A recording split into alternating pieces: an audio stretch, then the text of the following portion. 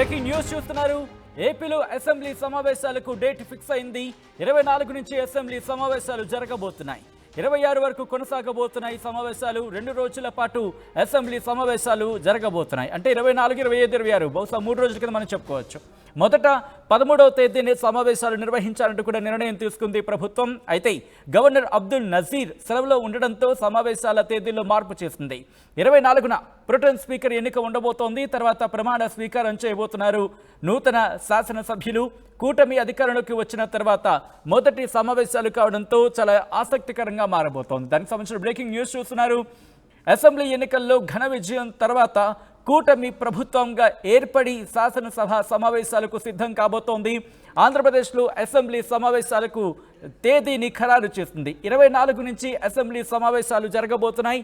26 వరకు కూడా ఈ అసెంబ్లీ సమావేశాలు కొనసాగబోతున్నాయి. మొదట 13వ తేదీనే సమావేశాలు నిర్వహించాలని నిర్ణయించుకుంది ప్రభుత్వం. అయితే గవర్నర్ అబ్దుల్ నజీర్ సెలవుల్లో ఉండడంతో సమావేశాల తేదీలో మార్పులు చేస్తూ నిర్ణయం తీసుకుంది. 24న ప్రొటెం స్పీకర్ ఎన్నిక ఉండబోతోంది. ఆ తర్వాత ప్రమాణ స్వీకారం చేయబోతున్నారు నూతన శాసనసభ్యులు. కూటమి అధికారంలోకి వచ్చిన తర్వాత మొదటి సమావేశాలు కావడంతో ఆసక్తికరంగా మారుతోంది. ఎందుకంటే ఇక్కడ పెద్దగా ఘాటు విమర్శలు మనకు కనిపించవు. ఒకరినొకరు పరిచయం చేసుకునే సందర్భాలు మనం చూస్తూ ఉంటాం.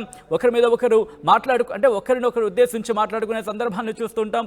ప్రొటెం స్పీకర్గా ఎవరు వెళ్ళబోతున్న అంశానికి సంబంధించి ఉత్కంఠ కొనసాగే నేపథ్యంలో ప్రొటెం స్పీకర్తో వాళ్లకున్న అనుబంధాన్ని గుర్తు చేసుకుంటూ మాట్లాడుకుంటారు. కాస్త ఆసక్తికరంగా మాట్లాడతాయి. ఇన్ఫ్యాక్ట్ కాస్త ఆసక్తికరంగా జరుగుతాయి సమావేశాలు. ఆ తర్వాత అసలైన అసెంబ్లీ సమావేశాల్లో వాడి వేడి చర్చ జరిగే అవకాశం ఉంటుంది. అఫ్కోర్స్ 11 మంది ఇటు వైసీపీ నుంచి గెలిచినప్పటికీ 11 మందితో కూడా కాస్త హాట్గా మారే అవకాశం ఉందండి. ఎటువంటి అతిశయోక్తి లేదని చెప్పుకోవాలి. ఈ నేపథ్యంలో ఈ అసెంబ్లీ సమావేశాలకు సంబంధించి అప్డేట్స్ తెలుసుకునే ప్రయత్నం చేద్దాం. మా ప్రతినిధి రామారావు అప్డేట్స్ అందించేందుకు సిద్ధంగా ఉన్నారు. రామారావు, అసెంబ్లీ సమావేశాలు 24న జరగబోతున్నట్టుగా తెలుస్తోంది. ముఖ్యంగా 19వ తారీఖుకి సంబంధించి అనుకున్నారు. తర్వాత 24కి సంబంధించి షిఫ్ట్ చేస్తున్నట్టుగా తెలుస్తోంది, మార్పు చేస్తున్నట్టుగా తెలుస్తోంది గవర్నర్ అబ్దుల్ నజీర్ సెలవు కావడంతో. అయితే ఈ నేపథ్యంలో కూటమి ప్రభుత్వానికి సంబంధించి ఎప్పుడు భేటీ కాబోతోంది? ముఖ్యంగా కేబినెట్ భేటీ జరిగే అవకాశం ఉంటుంది కాబట్టి కేబినెట్ ఎప్పుడు భేటీ కాబోతోంది? సచిన్, అసెంబ్లీ సమావేశాలకు సంబంధించి డేట్ ఫిక్స్ అయింది. ఈ నెల 24 నుంచి 3 రోజుల పాటు అసెంబ్లీ సమావేశాలు జరపాలని నిర్ణయించడం జరిగింది. అయితే ముందుగానే ఏదైతే అసెంబ్లీ సమావేశాలు పెట్టాలని నిర్ణయించినప్పటికీ కూడా గవర్నర్ అబ్దుల్ నజీర్ సెలవులో ఉండటం, అలాగనే మంత్రులందరూ కూడా బాధ్యతలు తీసుకోలేదు. ఇంకా కొంతమంది మంత్రులు బాధ్యతలు తీసుకోవాల్సి ఉంది. సో ఈ నేపథ్యంలోనే అందరూ బాధ్యతలు తీసుకున్న తర్వాత 22వ తారీఖు కేబినెట్ సమావేశం ఉంటుంది. సో 24 నుంచి అసెంబ్లీ సమావేశాలు ఉంటాయి. 24, 25, 26 ఈ 3 రోజుల పాటు అసెంబ్లీ సమావేశాలు జరుగుతాయి.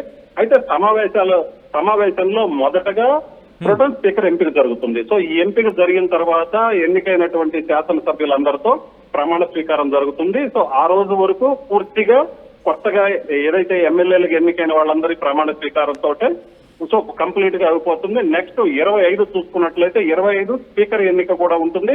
సో 25వ తారీఖు స్పీకర్ ఎన్నిక, ఈ కార్యక్రమం మొత్తం కొనసాగుతుంది. 26వ తారీఖు మొత్తం 3 రోజుల పాటు జరుగుతాయి. సో 26వ తారీఖు అయితే మాత్రం ఖచ్చితంగా ప్రభుత్వానికి సంబంధించి తమ ప్రభుత్వ ప్రయారిటీస్ ఏంటి, ఏం చేయబోతున్నారు, ఏందనే దాని మీద సో ఖచ్చితంగా చర్చ జరుగుతుంది. దీనికి సంబంధించి ముఖ్యమంత్రి చంద్రబాబు అసలు తమ ప్రభుత్వ ప్రయారిటీలు ఏందనేది అసెంబ్లీ సాక్షిగా ప్రజలకు చెప్తారు. సో వీటన్నిటికీ సంబంధించి, ఎందుకంటే ఆల్రెడీ ముఖ్యమంత్రిగా చంద్రబాబు బాధ్యతలు తీసుకున్న తర్వాత సో ఈ రోజు పోలవరం కూడా వెళ్ళొచ్చినటువంటి పరిస్థితి ఉంది. పోలవరం అలాగనే రాష్ట్రంలో ప్రయారిటీలకు సంబంధించి ఆయన కొన్ని ఎంచుకోవడం కూడా జరిగింది. దానిలో భాగంగా పోలవరం కూడా వెళ్ళొచ్చారు. సో ఖచ్చితంగా 26వ తారీఖు చూసుకున్నట్లయితే రెండు రోజులు అయిపోయిన తర్వాత 3వ రోజు 26వ తారీఖు ఖచ్చితంగా తమ ప్రభుత్వ ప్రయారిటీస్, అలాగనే గత 5 ఏళ్లలో ప్రభుత్వ వైఫల్యాలకి సంబంధించి కూడా ఖచ్చితంగా ఆయన ప్రసంగించే అవకాశం ఉంది.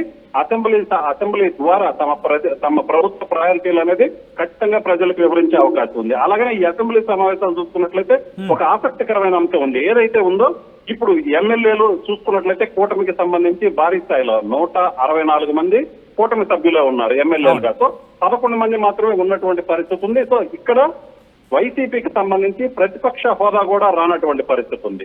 సో ఈ నేపథ్యంలో ప్రతిపక్ష హోదా కూడా లేనటువంటి వైసీపీకి సంబంధించి ఏదైతే గౌరవంగా ప్రతిపక్ష హోదా కల్పిస్తారా లేదా అనేది ఒకటైతే మాత్రం డిస్కషన్ జరుగుతుంది. అలాగనే అసెంబ్లీలో చూసుకున్నట్లయితే, ఎందుకంటే గత అసెంబ్లీలో పూర్తి స్థాయిలో 23 మంది టీడీపీకి సంబంధించి ఎమ్మెల్యేలు ఉన్న సమయంలో జరిగినటువంటి ఘటనలు కావచ్చు, అలాగనే అసెంబ్లీలో జరిగినటువంటి పరిణామాలు. చంద్రబాబు ఈ అసెంబ్లీకి రాను, అసెంబ్లీ గౌరవ సభ కాదు, కౌరవ సభ, ఈ అసెంబ్లీకి తాను ముఖ్యమంత్రిగానే వస్తానని చెప్పడం జరిగింది.